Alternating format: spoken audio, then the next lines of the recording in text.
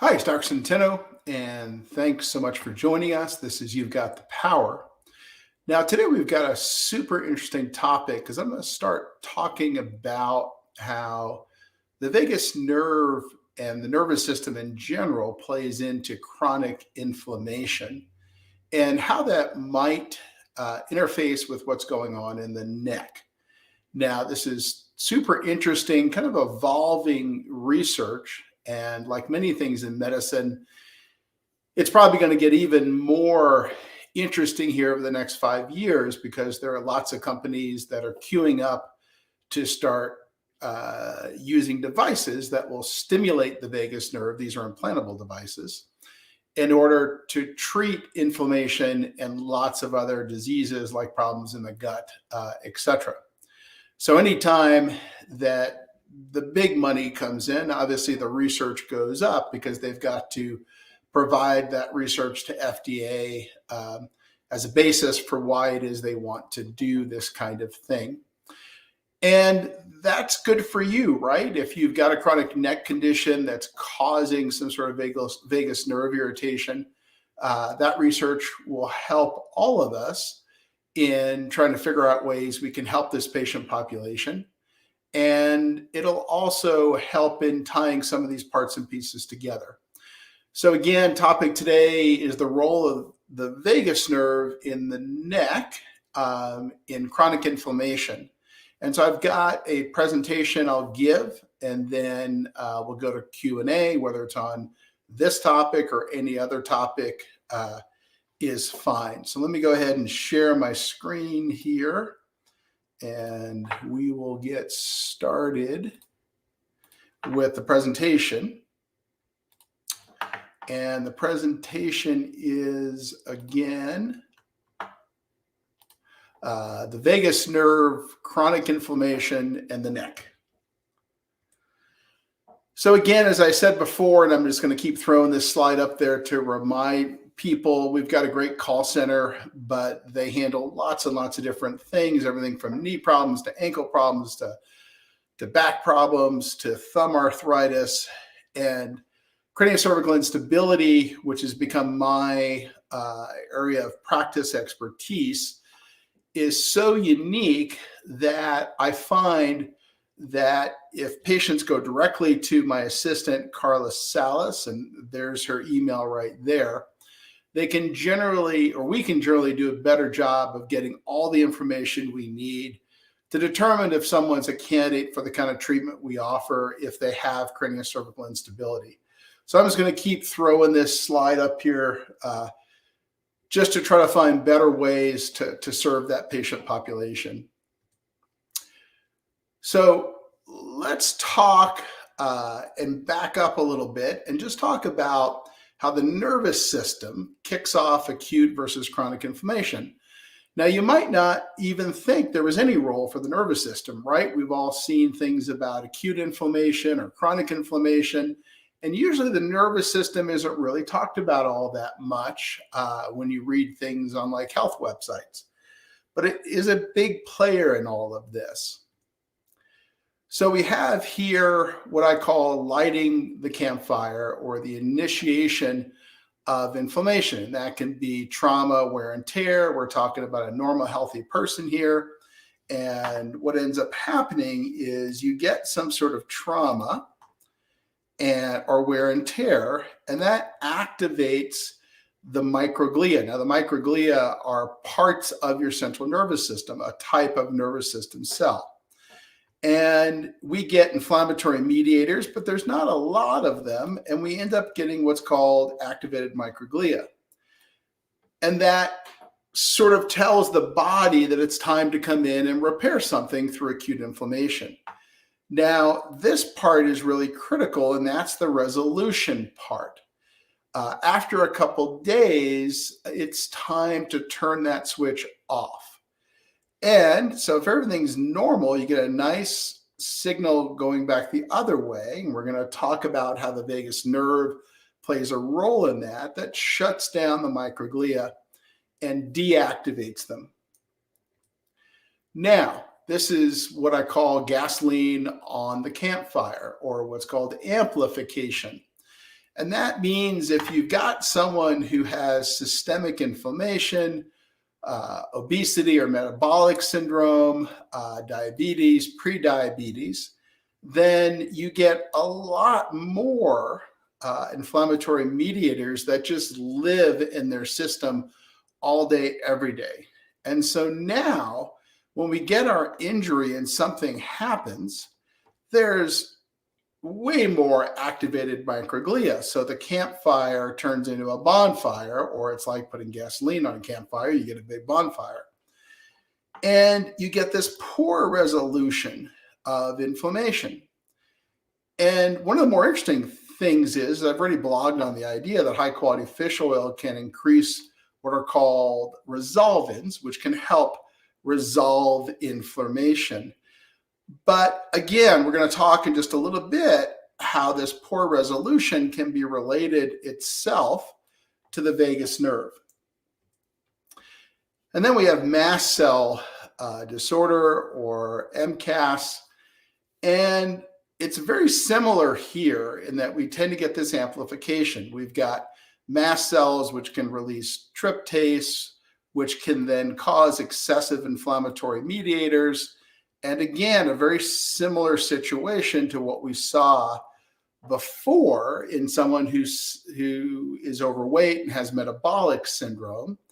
And then you get this poor resolution that we'll talk about here in a minute. But mast cells can also do this same thing of stoking up the nervous system initiated inflammation. So now let's talk about just the vagus nerve in general. The vagus nerve is part of what I call the yin-yang system, right? The yin is sort of when you activate the vagus nerve, that's kind of the chill out. So that's, repair, that's decrease heart rate, that's digest your food. What happens when we calm down or when we sleep? Now, the yang is the opposite of that. That's a sympathetic response. This one, yin, is parasympathetic. And this one, yang, is when we're not stimulating the vagus nerve. And that's going to be just sympathetic. So that's fight or flight, right? It's shutting down the gut. It's increasing heart rate, etc. Now, the vagus nerve, interestingly enough, and I know that many of you know this, goes right in front of the upper cervical spine here. And then it goes all the way down into the chest cavity, and it can stimulate the heart. And it can stimulate the heart because it's the brakes on the heart. So if we take the brakes away, then the heart rate goes up. That's how that works. And then it also goes to all of these different organs down here. And it's called the wanderer because it's the longest single nerve, and it seems to wander all over the body. Now, let's go into the vagus nerve and inflammation. So activation of the vagus nerve by some acute inflammation. So let's start down here, and let's say you hurt your knee and you get some swelling, you get some inflammatory mediators that get dumped in there because you hurt your knee. And basically what then happens is over time, you get a signal that goes back to the brain and this vagus system that then tells the vagus nerve to get activated. And then that tells the spleen to pump out T cells. And in a way that activates macrophages in what's called their M2 state. And that then shuts off the inflammation, or it dumps anti-inflammatory cytokines into the whole thing. So we have inflammation, and through the vagus nerve, we get to shut down that inflammation or resolve that inflammation. Now, what happens, however, if you've got something like craniocervical instability or some other issue in the neck, and you're getting kind of a block here? Now notice we really can't activate that shutdown. In fact, what can happen is those same T cells can now produce what are called M1 macrophages, which then dump more inflammatory mediators into the joint, and those can degrade the joint. And then if we add on top of that, that a lot of patients we see have issues in their low back where they've got muscular instability, and then that leads to nerve irritation. And it kind of goes the other way because that nerve irritation then reduces the stability in that knee joint, and that further beats up the knee joint, again, adding to these excessive inflammatory mediators within the joint. So how is the vagus nerve related to the neck?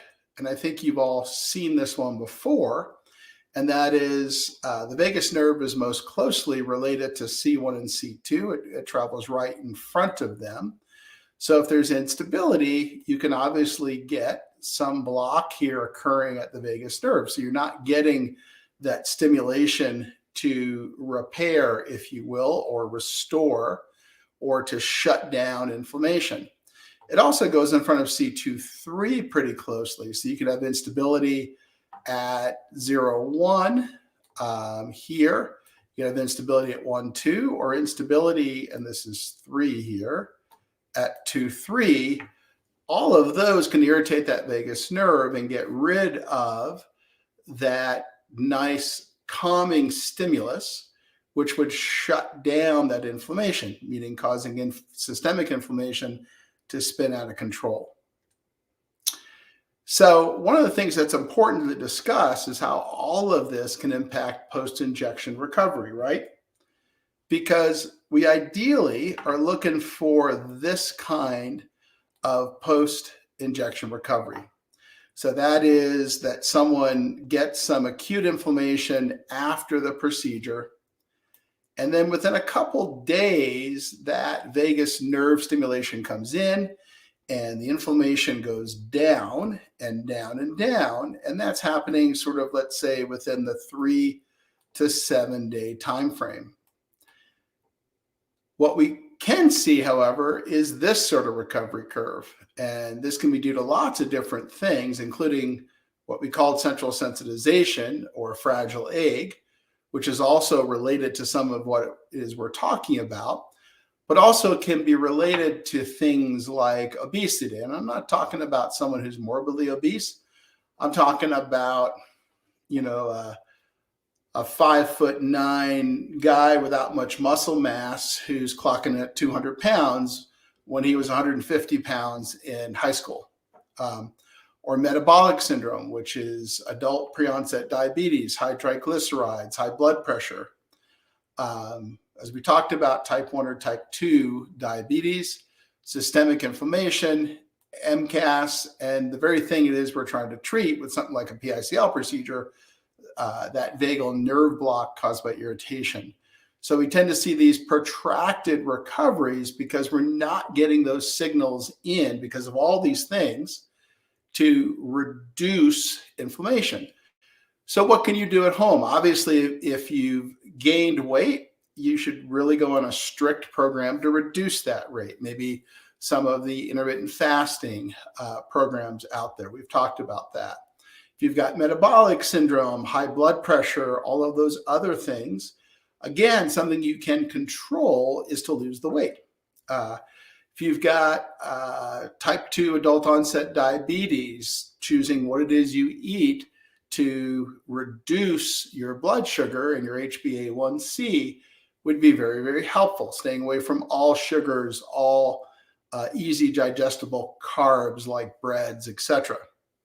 If you've got high systemic inflammation for some reason, or MCAS, obviously there are diets out there that you can get to. You can work with providers on the alternative medicine side who can help you try to reduce that MCAS-like response. You can work with endocrinologists and others who specialize in MCAS to take certain medications that may reduce that response.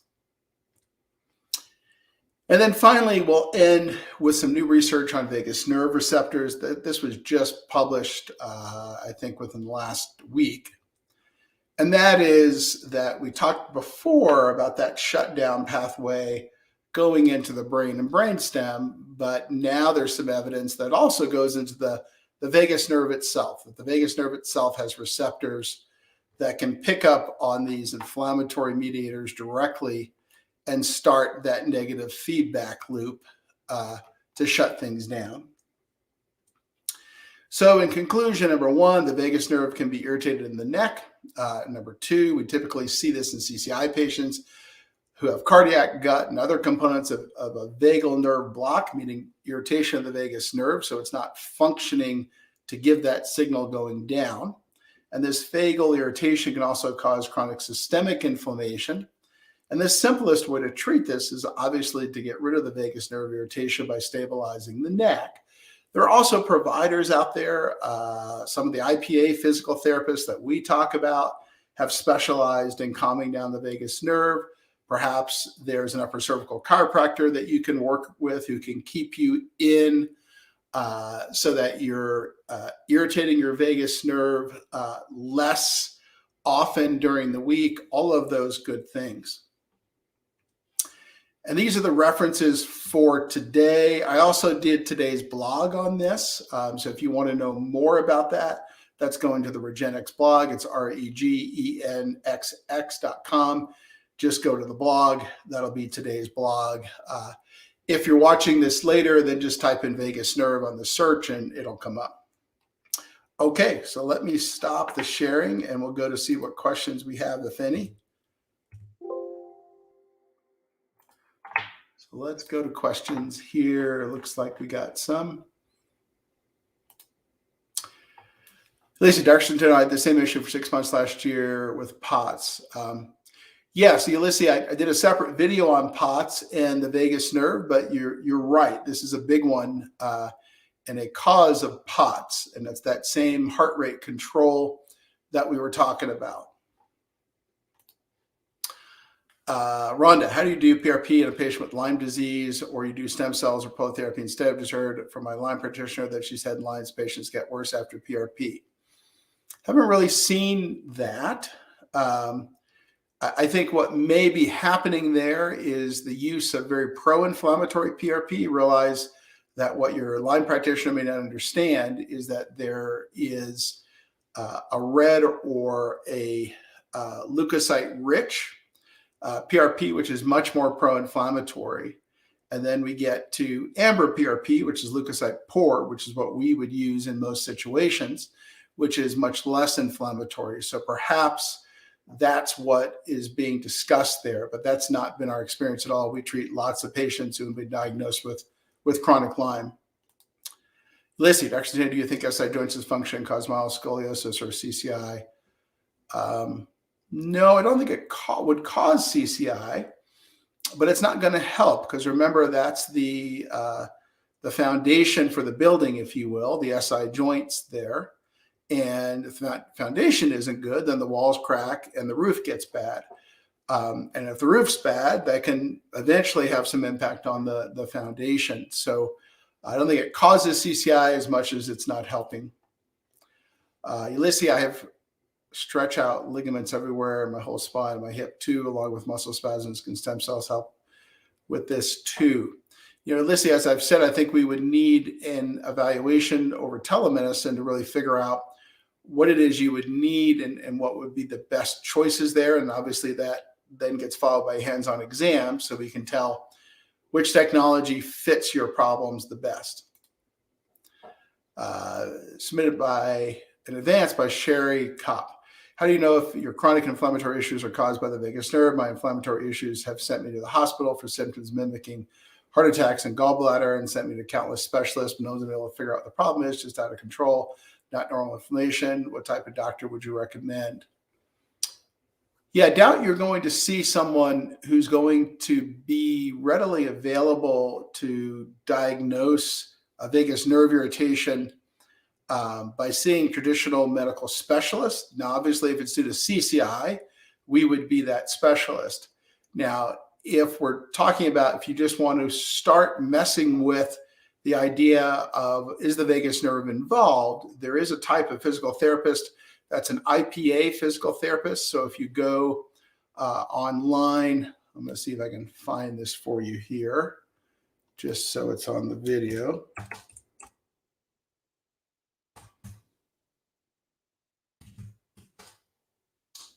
Let's see here. So I'm going to share my screen here. Sherry.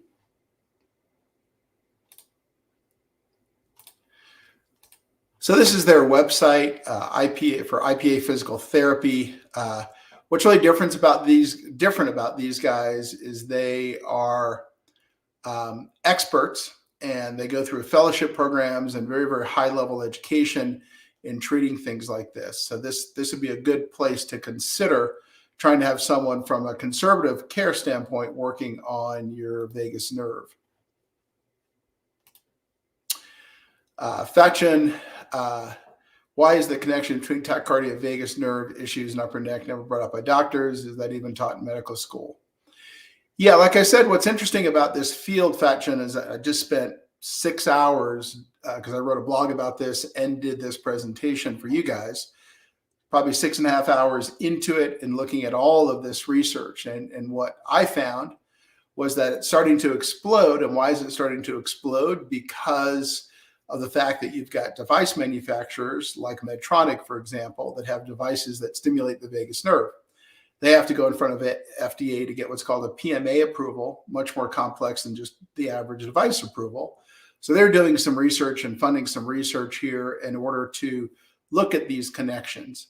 So listen, I think doctors coming out 10 years from now will know all about this, because there'll be multiple devices on the market to treat it. Now, obviously, if you've got CCI causing it, you don't need an implantable device, you need to fix the CCI.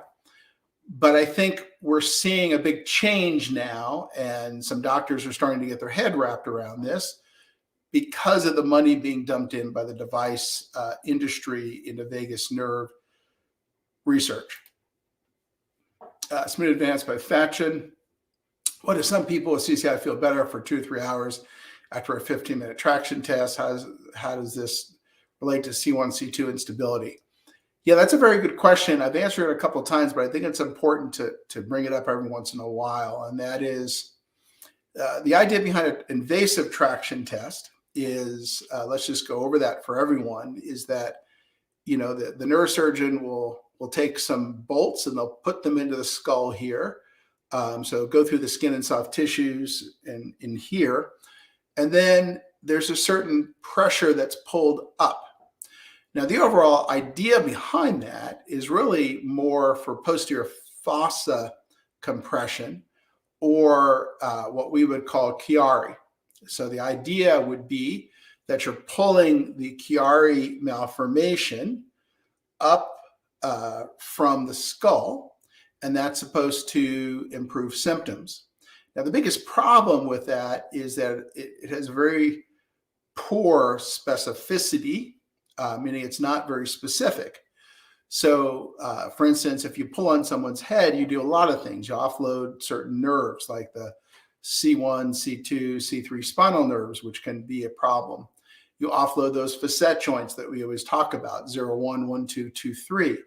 So if you get a positive response, you're not quite sure why you got a positive response. Did you get a positive response because you were fixing the Chiari temporarily, or did you get a positive response because you were offloading certain joints and nerves that feel better with the pressure taken off?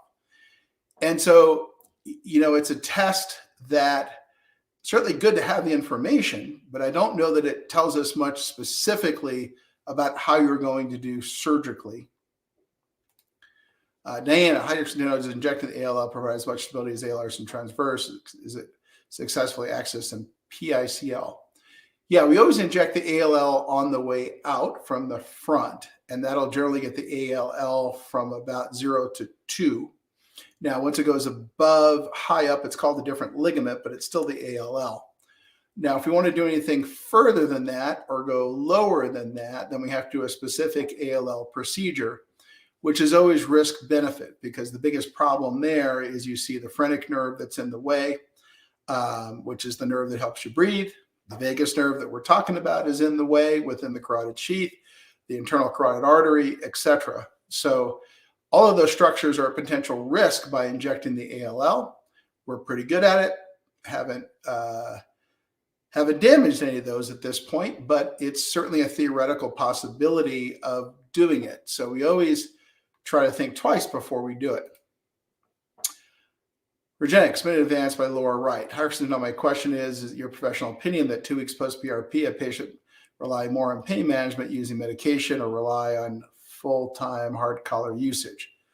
My history is CCI with permanent damage at 3, 4, 6, 7. C1 is rotated and C2 is cockeyed separate position. My daily medication is Fioricet, GABA. But I think as the collar, additionally need to use Toradol, PRN, muscle relaxers, and 8 milligrams of Dilaudid. Laura, I don't know if I have enough information to answer your question, meaning that we wouldn't expect anyone to be using any medications for pain management other than what they would normally use or other strategies that they would normally use 2 weeks out from a PRP procedure, meaning that if a PRP procedure is still causing pain at 2 weeks, we're talking about a posterior PRP procedure here, then you might be in that fragile aid category, and it certainly looks like you may be, in which case that'll inform us about whether or not you're a candidate for PICL or how we might want to do that, or how we would want to treat you specifically going forward. So the answer is I don't have enough information here to make this determination. But in general, we wouldn't expect you still to be in pain at 2 weeks. And then obviously anytime anyone's still in a lot of pain at 2 weeks, we're looking at things like infection, etc. Very unlikely that that's the case, but that's in the differential. Diana, how can I strengthen muscle atrophy? Is this something that will occur as ligaments heal and naturally resume activity? You know, I think there are certain people that can resume activity and have those muscles strengthen, and certain people just have too much atrophy and damage. So the answer is you're probably going to have to work on them once we get stability. But, you know, that's different for everybody. Mark, have you seen low T3, T4 thyroid dysfunctions with CCI patients? It hasn't been a major complaint. We have some CCI patients that have those issues. As far as the causation is concerned, I don't know of a mechanism of how they would be, how one, i.e. CCI, would cause the other. Ulysses, all these symptoms from the vagus nerve are related to CCI, and people do respond well with injections to the back of the neck. I saw it in a couple of videos. I'm not quite sure what to say about that one, Ulysses. I think we've talked about this before. If you have instability at C2-3 inflection, then you'll do well with a posterior injection. If you've got side-to-side atlantoaxial instability, like the C1, C2 overhang we talk about, or transverse ligament, it's not going to do much. It's about a 1 in 5 chance of success. So again, we used to put everyone through that, right? There was a time about 2.5 years ago, going backwards, we would make everyone do a posterior injection who had CCI, just because we were pretty convinced that we would get a significant number of people who would fall out there and never need a PICL procedure. And that would make us less money, but that was the right thing to do. However, we stopped doing it because only about 1 in 5 of those patients actually fell out at that point and got better. So we finally had to say, this doesn't make much sense. A 20% success rate isn't good enough to offer a procedure. For 60%, yes, but 20% no. Deanna, so do you recommend that HEDS CCI patients work perhaps with functional medicine MD, support healing from your injections? I think it depends on what it is your issues are. So if you've got MCAS, I would get your MCAS under control, whether that's a functional medicine MD or another MD that specializes in MCAS, for example. But as a blanket statement, no. It's been advanced by DE. Can anything other than neck injury adversely affect the vagus nerve to cause huge inflammation problems? Oh, sure. Listen, there are lots of reasons why the vagus nerve probably gets injured or doesn't work or isn't being stimulated enough. And some of those may be chemical or biochemical. So when you hear me talk about device companies that are now spending big bucks trying to understand how the vagus nerve intersects with inflammation, they're doing that because not all of those patients are going to have neck issues. There's a large percentage of the population where if you stimulate the vagus nerve by an implantable stimulator, you can move the needle for them. And a lot of those people won't have any neck issues. FedEx, could AO fix the vagus nerve rotation with those who cannot get CCI treatment right now? I certainly think that if you were the good AO provider and you're responsive to AO, which is not everybody, then working with an AO or a NUCA chiropractor to get things back in place to reduce the vagus nerve irritation as much as possible is a really good thing. Because again, just realize that like any nerve, the more trauma the nerve gets over time, the more you're going to have problems. So if you can reduce that trauma by seeing your AO once or twice a week, that's worth its weight in gold, in my opinion.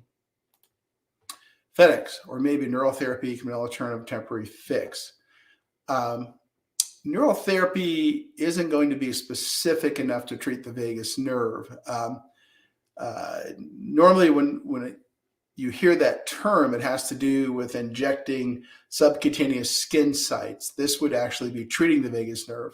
Like I said, if you're looking for a physical therapist that knows about this stuff, look at that IPA physical therapy group. They're all over the country. They're all trained in the same way. They're highly trained, and many of them do vagus nerve work. So if you're not so interested on the chiropractic side, that would be a good thing to look at.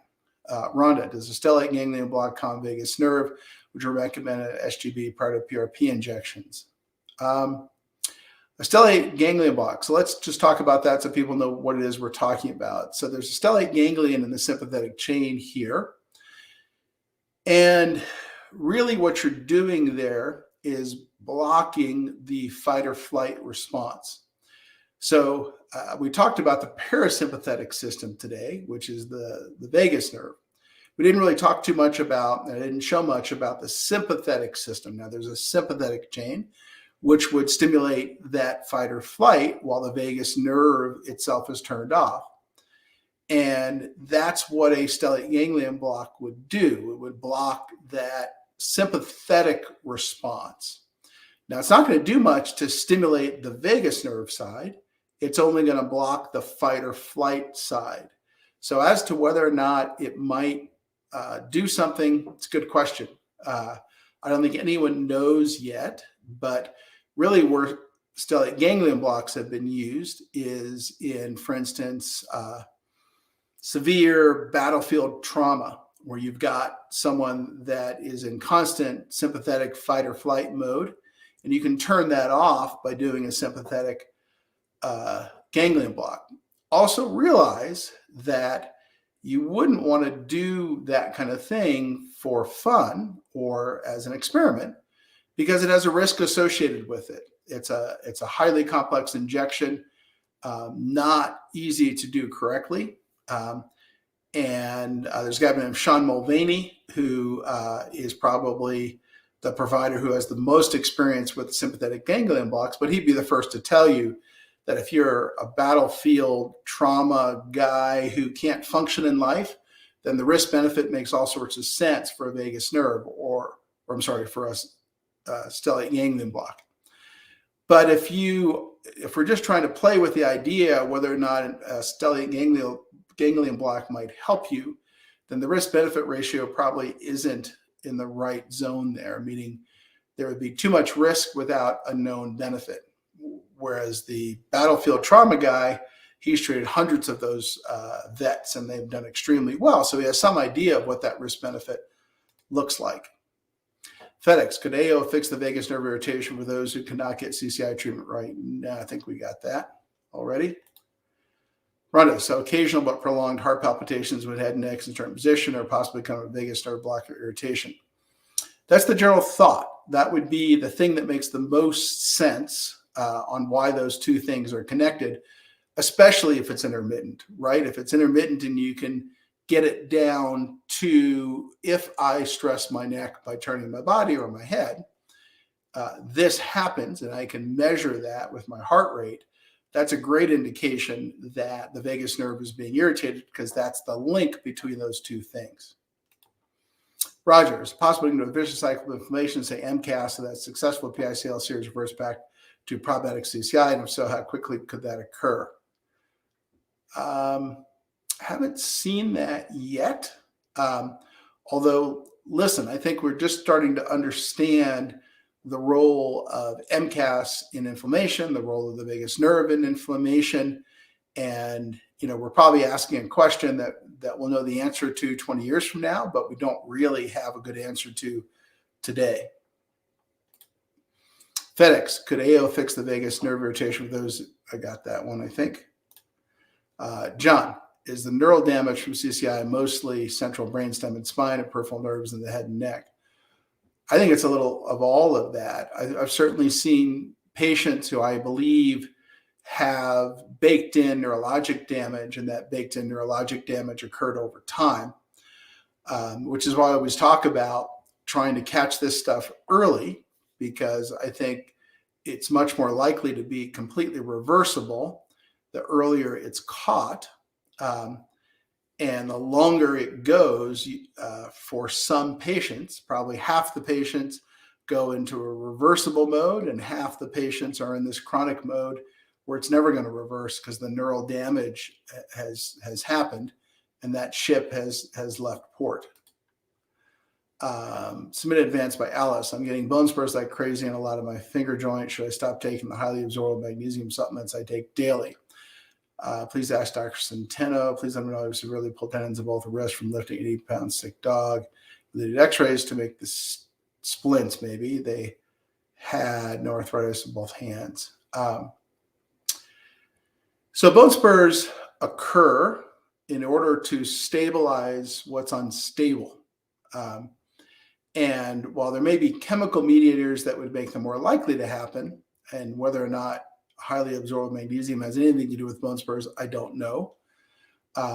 It's really instability in those joints. So it sounds like you need to get the instability in the hand joints fixed, which would be injecting those collateral ligaments usually, as well as treating the joint.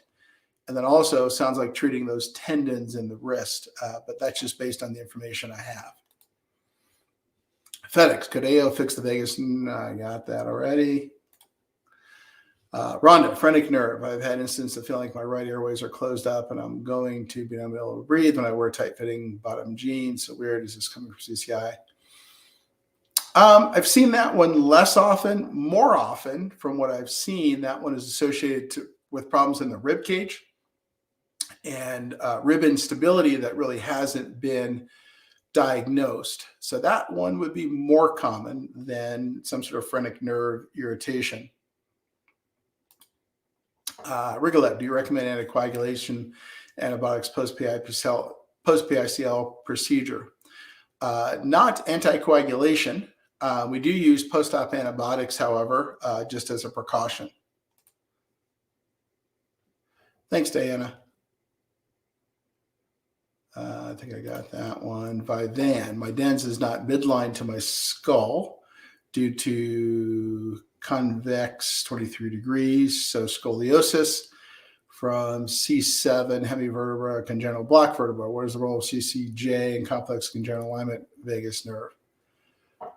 I don't know what the role of the vagus nerve is in that, but I certainly can tell you that if you've got a chronic scoliosis, that is going to push your dens out of midline. So the question would be, is there CCI with that? Or is that just the response to the dens in the atlas of the scoliosis?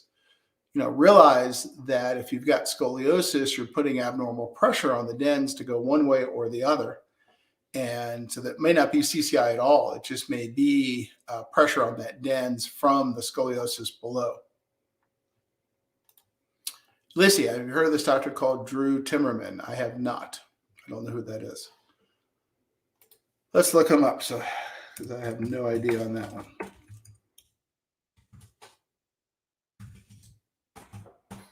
Let's see. Who is this? Yeah, so that's not a real doctor. That's a naturopath. Um, so we don't recommend that our patients see naturopaths because they don't have the medical training to be able to do these injection procedures safely. Naturopaths train in well care settings. And listen, I've had one of my kids see a naturopath. So I love naturopaths, but they've got to obviously stay in the things they were trained to do, like whether or not certain foods might be a problem for that particular person, etc. But when naturopaths start trying to do injections because they're profitable, there's a big problem there. Physicians are trained in sick care settings, so they can instantly recognize through seeing thousands of patients in training, these 5 people over here out of the 1,000 are super duper sick, and here's what happens if I don't do anything. And these 995 people over here have no issues and I don't need to act. Naturopaths don't train in that setting. They train in well care settings, so they never see these sick patients. So they don't have the training to understand when someone's sick. So I have been involved in several malpractice cases where naturopaths have failed to be able to diagnose something simple like a knee infection. It just wasn't in their training. So no, I wouldn't recommend that you see a naturopath to do these procedures. In addition, there is no credible training mechanism for them in these procedures. So in my opinion, you're going to get a really crappy procedure. Ulysses, I'm interested in trying prolozone. Can help CCI for chronic pain. Ulysses, I think we've had that conversation so many times now. I got to just go past this question. We've talked about prolotherapy and posterior injections for CCI, how they might help. Prolozone is just another type of prolotherapy, so I'm going to skip this one because you keep asking the same question, and we're probably at around 3 or 4 dozen times that question has been answered. John, can you elaborate on the types of chiropractors to be helpful for CCI? Sure. So AO or Atlas Orthogonal, or NUCA, National Upper Cervical Chiropractic Association. There's also Blair. I don't really have as much experience with Blair chiropractors, frankly, but I do have a lot of experience with AOs and NUCAs who can really help a lot of CCI patients. Now, not everyone is a good fit for this, right? I would say probably 70% of our CCI patients swear by an AO or NUCA chiropractor and get very good results. It just doesn't last. So then they go on to try to stabilize through injections. But about 30%, for whatever reason, it's not a good fit. Maybe the vectors of adjustment aren't correctly calculated. I've seen that. You know, we have experts out there like Scott Rosa in upstate New York who can frequently correct those vectors and transmit them to another chiropractor who can then get some results, whereas before that provider wasn't getting results. So that could be part of it. Yeah, Ulysses, I'll certainly make a video at some point talk. I have them already, but we may make some new ones on the idea between prolotherapy, prolozone, PRP, bone marrow. But again, I think we've talked about this one ad nauseum, and I'm concerned that a lot of our watchers are like, oh God, not another question about this. I think it's going to be too risky to injection. Yeah, we talked about that one. John, is the neural damage from CI mostly? I got that one already. I have no idea what that one means. FedEx, seems like some of my questions were resubmitted. Oh, that's all good. Can CCI be related to frozen shoulder? Biggest cause of frozen shoulder in my clinical experience, and also supported by the research now, is in someone who's got a metabolic syndrome. So that's someone who's overweight, past their 25-year-old weight, someone who has high systemic inflammation, so prediabetes, high blood pressure, high triglyceride. Those are the patients that are more likely to get a frozen shoulder. Now, can CCI cause problems with shoulder muscle activation? We've seen that, or we've seen a lot of EDS patients who have unstable shoulders that then cause inflammation and could turn into a frozen shoulder. So anyway, that's how they could be related. But the first thing I would look at would be metabolic syndrome.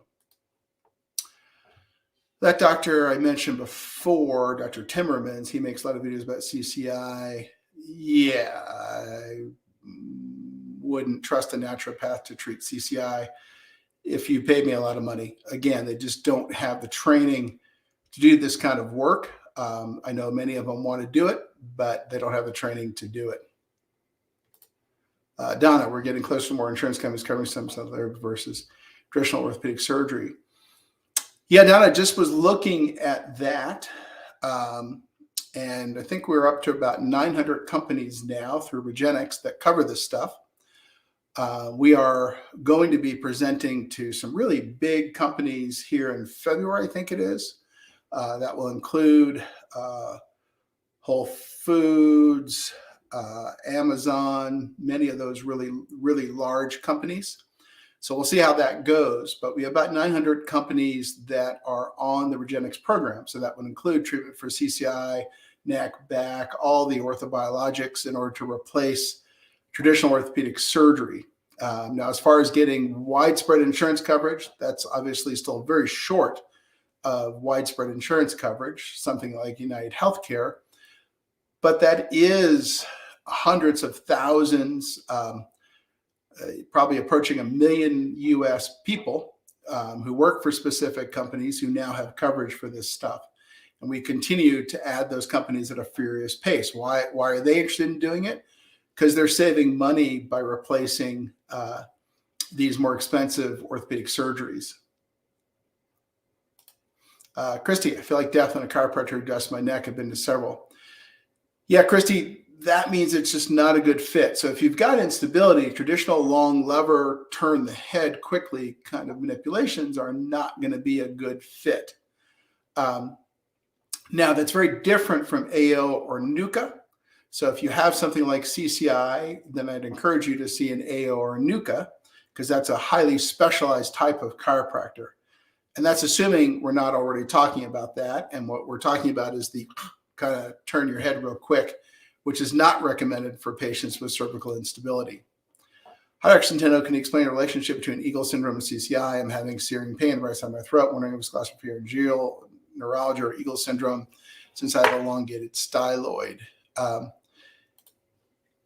Yeah, so if you go to regenix.com and let me pull that up for you. There's a whole article there, I think, on Eagle syndrome. So I'm going to share my screen here. So I'm at the regenix.com website here, and I've typed in Eagle in the search box, and you can see that there's two articles there. What is Eagle syndrome and jugular vein compression to the neck and CCI? Probably the what is Eagle syndrome would be the better one. Realize there's no such thing as an elongated styloid. There's a calcified stylohyoid ligament or stylomandibular ligament. And this talks about all of that. So I would go there if you could. I don't know why my thing is kind of blinking out, but I'll switch out of that. And that'll talk all about that particular issue. The problem is that lots of us have, quote, elongated styloids and have no symptoms. So usually what we're dealing with there is instability, which is causing the C1C2 to bang into that glossopharyngeal nerve. And if we get the stylohyoid ligament cut or one of those ligaments cut through the styloid, then what that does is to destabilize the anterior neck. Now, that's not to say you may not need that.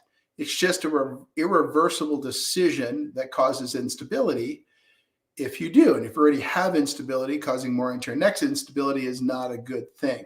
So the best thing to do is to try to stabilize the upper neck through injections. And if that doesn't work and there's still good evidence that the problem is and lives at that area, then you can always go and do that. But you can't go back and do the other. I mean, we see a lot of patients who have had those ligaments cut, and they're more unstable than they ever were. And The ones that are seeing me at least are no better, if not worse. So much more invasive thing to do to cut that ligament than the kind of treatments we're talking about here. John, how long could someone have CCI before getting symptoms baked in? I'm dealing with 8 months. Yeah, John, normally I'm talking about years. I mean, we're seeing patients, 5, 10, 15, 20, 30 years after their initial event that probably caused their CCI, and those patients are more likely to have that baked in type syndrome. Rhonda, thank you for answering my questions. So much of experiencing seems to be for CCI. Sure, Rhonda, happy to help. Dennis contests for denticola, syphilis, causing use PCR. Huge case. I'm going to go past that one because it's kind of off topic. Vivan, my dens on upright cone beam at least 10 millimeters, perhaps off midline, and C to rotation 18 degrees. With curve, could something syncope and swelling issues because of rotation of stem cord? Certainly, that could be caused by upper cervical instability. So I don't have enough information, though, to make any kind of diagnosis with that, meaning we're talking about static imaging, and that static imaging really can't help us diagnose instability because instability is a movement-based concept. So we need a movement-based test to diagnose instability. Rhonda, yeah, so we have seen frozen shoulders in this patient population. Absolutely. Donna, what about Medicare? Yeah, Donna, I think Medicare is the hardest one to crack. I would imagine that we'll see coverage of these things through health insurance before we see it through Medicare. That's generally how that works. Sometimes it goes the other way, but usually not. Now, realize that TRICARE already has some PRP coverage on a case-by-case basis. TRICARE is the military insurance. So that's an odd man out right now, if you will. Christy, what's a better diagnostic scan, DMX or flexion extension MRI? Yeah, so I talk about this one a lot, Christy, so thanks for asking, because it's one I think we want to continue to look at. Number one, I'll take any information you have because more information is always better than less. Number two, if we had to place a bet on those two types of imaging and being able to diagnose CCI, we would win our bet more often for DMX scans than we would for flexion extension MRIs. That doesn't mean that I can't diagnose CCI on a flexion extension MRI. I just did it on Friday. That person doesn't need a DMX. But if we place 10 bets on 10 patients to rule out CCI that got a DMX and 10 that got an MRI, we'd win more bets on the DMX side because it's more likely to show instability. Joanna, Hydrox Centeno, can you treat patients with RGE? It's a good question, Joanna. If I knew what RGE was, I could answer it. So you may want to spell it out for me because that's not a typical one I'm used to seeing on a day-to-day basis. By DENS is 10 millimeters off. I got that already. Not a good fit, a little late. Don't know what that means. Lissy, yeah, I feel like chiropractic does this, but I have to join it back too. They use too much force. Yeah, I think we've seen it less often in the low back and more often in the neck, but I'm sure that with enough force, you can cause instability in the right patient. Are you head or big boss of Regenix? I'm the chief medical officer. I was the founder of the company. These days, Regenix is run by others. I'm just the medical guy. So Regenix has a large staff that does lots of different things. I run the research for Regenix. That's the clinical research, the lab research. In fact, just spent 2 hours on a call with with our scientific team. I do the clinical parts dealing with utilization management in the network, all of that stuff. So that's what I do currently at Regenexx as the Chief Medical Officer. As far as the day-to-day running of the company, I gave that up a long time ago, which was probably the best thing I ever did. Joanna, hydroxytena, you treat patients who have rheumatologic conditions or are taking biologics. Gotcha. Yeah, so when it comes to rheumatoid arthritis or other similar conditions in patients taking biologics such as Humira, we don't have a lot of those in our registry. So that's an open-ended question, meaning that we've got some anecdotal evidence that some of them do pretty well. But for every one of those patients in the registry, we have 500 who don't have that problem. So I can't say I've got enough data to really talk about that definitively, other than on a case-by-case basis, we've taken some of those patients and some of those patients have done well. Rigolib, there's been a recent progress in Switzerland regenerating cartilage. Would you consider such a procedure in the future? You'll have to point me to it again. Happy to look at anything that's out there. I look at this stuff all the time. I haven't seen anything that's exciting more recently. You may be talking about technologies that are widely available, like Carticel or Carticel with a matrix or MACI. But I'd have to see what it is you're discussing, or you may be talking about some university press release, which is talking about some animal model that's been reported 100 times and it only looks new because it got picked up. So I'd be happy to look at it. By Van, DMX shows 6 millimeters of translation off C2. Yeah, so that is CCI, and that is something we would in general treat. Nicole, thanks, Dr. Centeno. Just clarify, my first PICL February 22. It helped so much. Now I'm pregnant and the throat symptoms appeared. My pregnancy after much coughing for months and viral infections. Can glossopharyngeal symptoms arise in pregnancy? Still be CCI related, perhaps your ligaments loosening. Yeah, so Nicole, this is a great question because it does talk about all the different changes in the body with pregnancy. Now, early on, not many changes. There's obviously some hormonal changes, but then you get into changes in the spine related to putting on additional weight, the weight of the baby, the weight of the entire abdominal cavity goes up, and that's going to change the shape of the spine. And then we get into the last trimester where you get hormones like relaxin, which relax ligaments. So that could cause something that was no longer unstable to go unstable. And the reason why that last trimester sees the release of all of these ligaments to relax, or release of relaxin to relax ligaments, is that the baby's head in general is usually a little bit too big to get through the birth canal. That's, we believe, a function of our evolution, where we evolved to have these really big heads, and I got a really big one. And so that relaxin helps to relax the SI joints and symphysis pubis to allow the baby's head to pass through, but will also create a scenario where you could become unstable. If you were kind of on the cusp and we got you to the point where you were really pretty good, but all of a sudden you get relaxin added into that, that could cause additional instability. The good news is it'll probably go away once the baby is delivered, but we'll have to see. CT on rotation is 14 degrees. Gotcha. RGE is rapid gastric emptying. Not something I've dealt with before in this context. We normally deal with the opposite problem, or the problem with gastric paresis, inflammation, irritation, etc. As far as rapid gastric emptying, we don't have that many patients with CCI and RGE.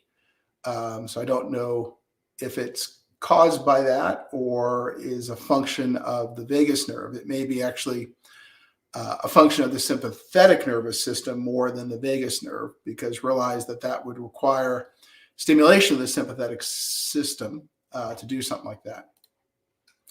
John Hank, do you know anywhere that could sell bone marrow stem cells to a patient for personal use? That would be super duper illegal. So no, I don't know any place that's breaking the law by selling someone else's bone marrow stem cells to people. That's a prescription drug. In the US, it would need to be to go through a drug approval. Listen, you mentioned you're going to have an event so they can use Regenexx or regenerative medicine to replace orthopedic surgery so far. I don't know what event that is. I talked about the concept that companies are using Regenexx to do that. And we're adding those companies at a furious pace. Sure. As muscle relaxers worth it for muscle spasms. Most muscle relaxers reduce muscle spasms by kind of making you sleepy. And so usually, they work at night. They're good at night because it's okay to be sleepy at night. But if you have to function during the day, they're not so good. Yeah, at least that's the theory, huh? Rhonda, do you recommend hormone replacement therapy for postmenopausal women prior to PRP injections? Yeah, Rhonda, I don't know if I recommend it, but I think it may be a net positive. It's certainly possible that it's a net positive. So I think it's something to consider. I don't know that we have any data that shows that it will help your regenerative medicine procedure, but if I had to venture a guess, I would say it's probably helpful. Sure. And I think I answered that one already. Okay, guys, so any other questions here? It looks like we're blew past an hour, so I'll probably close this up in the next 10 minutes or so. Any questions that you have that I can answer that I haven't yet answered? Just to start wrapping up the concepts that we talked about today, talked about the vagus nerve and how the vagus nerve can be irritated in the neck and how the vagus nerve is necessary to promote the resolution of inflammation, and how we're seeing a renaissance in some of that data being published about the vagus nerve and inflammation. So that's good news. We talked about providers who might be able to help. We talked about stabilizing the CCI to see if that will help the vagus nerve irritation. Referring to one's own stem cells, like I could buy my own bone marrow aspirate to use how I please anywhere in the United States. I don't know anyone doing that if it's yours. In general, it wouldn't work as well as just go ahead and do a bone marrow aspirate with bone marrow concentration as at the time of procedure. And then we also have, can CCI cause problems with reflux? Yeah, it's a good question. I don't know the answer to that one. I haven't seen as many of those issues in CCI patients. Okay, guys, so going to wrap it up here. Thank you so much for watching today. I think I will be here this Friday. So we'll do another topic on Friday, answer some more questions, all of that good stuff. Thank you so much for watching. And I hope this was an interesting topic. I'm trying to keep them interesting. It certainly took a long time to research this one because I wrote a blog as well. So thanks so much for watching, and you all have a great week.